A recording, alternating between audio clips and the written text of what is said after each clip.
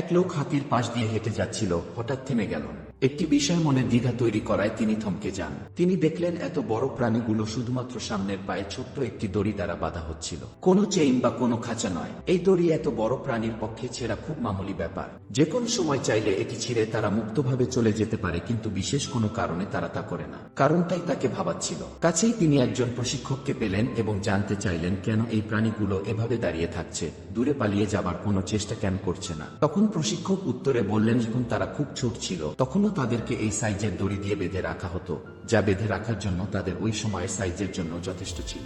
বড় হতে হতে তারা ধারণা করতে থাকে এই দড়ি তাদের নিয়ন্ত্রণ করছে, এটি থেকে বেরিয়ে যাওয়া যাবে না। এক সময় এটি বিশ্বাসে পরিণত হয়, যেমন এখন তাদের সাইজ দড়ির চেয়ে বহুগুণ বড় হলেও তাদের বিশ্বাস যে এই দড়ি এখনো তাদের ধারণ করতে পারে। তাই তারা তা ছিঁড়ে বাইরে যাবার কোনো প্রচেষ্টা কোনো দিনও করে না। লোকটি খুব অবাক হয়েছিল। এই প্রাণীগুলো চাইলেই তাদের বন্ধন থেকে বাইরে আসতে পারে, কিন্তু শুধুমাত্র কি তারা পারবে না, কি এই বিশ্বাসের কারণে তারা সেখানেই আটকে থাকে যেখানে তাদের আটকে রাখা হয়। হাতির মতো আমাদের অনেকেই বিশ্বাস করে বসে আছেন যে জীবনে কিছু করতে পারবো না, শুধুমাত্র জীবনে কোনো এক সময় ব্যর্থ হয়েছিলেন এই কারণে। এখান থেকে বের হয়ে আসতে হবে। গল্পটি থেকে কি শিখলাম? 1. বিশ্বাসই আপনাকে সফলতার দ্বার প্রান্তে নিয়ে যাবে। 2. ব্যর্থতা হলো শিক্ষার একটি অংশ।